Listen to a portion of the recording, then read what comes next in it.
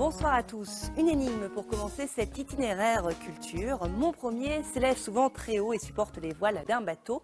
Mon deuxième est la 10e lettre de l'alphabet. Incroyable, non?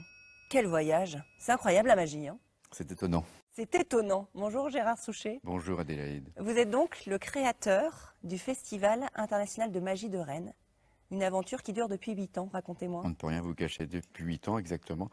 En fait, on a créé ce festival pour montrer un petit peu la diversité et la pluralité de l'art magique à Rennes et puis sur cette planète entière, parce qu'on a la chance d'accueillir des artistes qui viennent du monde entier. Un festival créé pour sortir des clichés. Vraiment, vraiment, parce que les magiciens ont une réputation, ont des casseroles, on peut le dire franchement. C'est peut-être aussi dû aux magiciens, mais on se rend compte que l'art magique évolue, est en perpétuelle évolution, et on accueille pas forcément des magiciens, mais on accueille surtout des artistes ici. Et c'est un petit peu la force du festival, c'est de montrer tous les propos, les univers, toutes ces choses qui font que c'est un métier à part entière, un art à part entière. Alors le gros moment pour ce festival, c'est bien entendu la soirée de gala qui se déroulera demain soir ici au Triangle. Il y aura 8 artistes. Vos coups de cœur? Allez, je peux vous le dire, Jérôme Murat. Un numéro vraiment incroyable, 2 personnages, 2 visages, lequel est lequel, personne ne le sait, mais en tout cas ce que le public ressent, comprend, c'est qu'on n'est jamais seul dans sa tête, j'allais dire. Il y a une vraie dualité qui s'installe et ça renvoie vraiment à l'intime de chacun. Et c'est assez étonnant, on part sur quelque chose d'assez étonnant, magique, merveilleux, et on finit par une réflexion sur soi-même, et c'est assez intriguant. Et c'est aussi ça le propos de la magie, c'est au-delà de la performance, c'est aussi donner un regard sur l'humain, sur l'homme. Qui sommes-nous, d'où venons-nous? Quel est ce mystère qui nous entoure depuis qu'on est homme?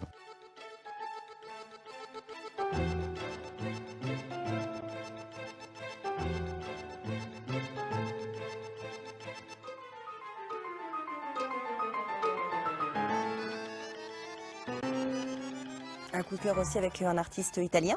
Oui, Marco Zoppi, avec ses bulles étonnantes, un vrai chimiste qui travaille très tenu. Et je crois vraiment, on a tous fait des bulles quand on était enfant, même aux anniversaires, tout le monde joue avec des bulles. Mais là, on a atteint vraiment des bulles exceptionnelles et un univers surtout qui se développe autour de tout ça, avec des phénomènes chimiques, ça n'a pas d'autre nom que ces bulles qui sont vraiment étonnantes.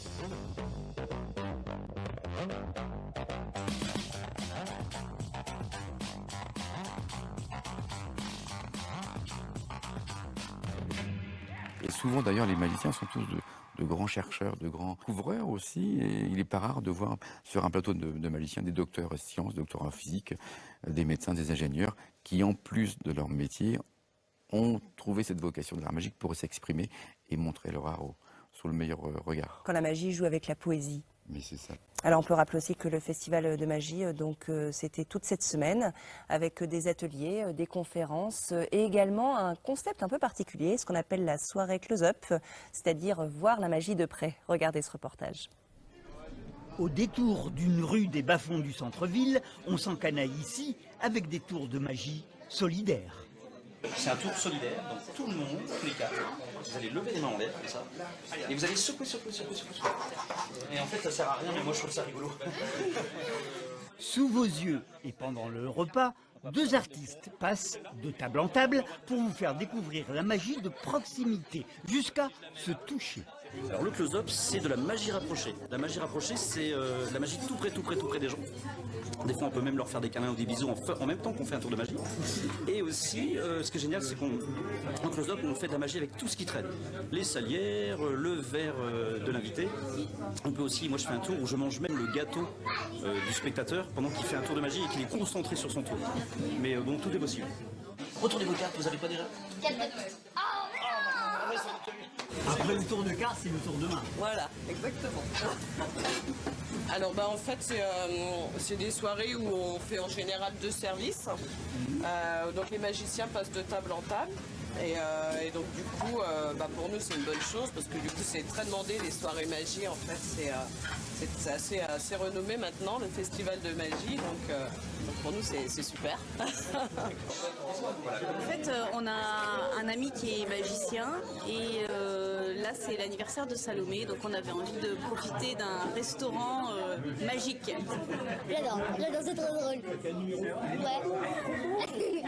Et ça se développe beaucoup en ce moment parce que aussi je pense qu'il y a eu une émulation au niveau mondial qui s'est faite via Internet. Au moment où il y a eu l'arrivée d'Internet, il y a eu une grande peur chez les magiciens, que ce soit la fin des grands secrets. Et au contraire, ça a créé une émulation parce que finalement le grand public, ça l'intéresse pas de savoir le secret. Eux, ils veulent voir de la magie. C'est 8 de carreau, on va